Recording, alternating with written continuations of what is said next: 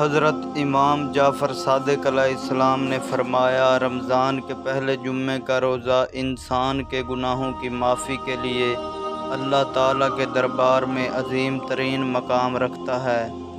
آپ علیہ السلام نے فرمایا، جو انسان رمضان کے پہلے جمعے کا روزہ رکھے تو اللہ تعالیٰ اپنے 70 فرشتوں کو اس کے گھر کی طرف بھیج دیتا ہے اور مسلسل اس انسان کے لیے استغفار پڑھتے رہتے ہیں۔ جب وہ انسان جمعے کا روزہ افطار کرتا ہے تب تک اس انسان کے سارے گناہ اللہ تعالیٰ معاف کر دیتا ہے۔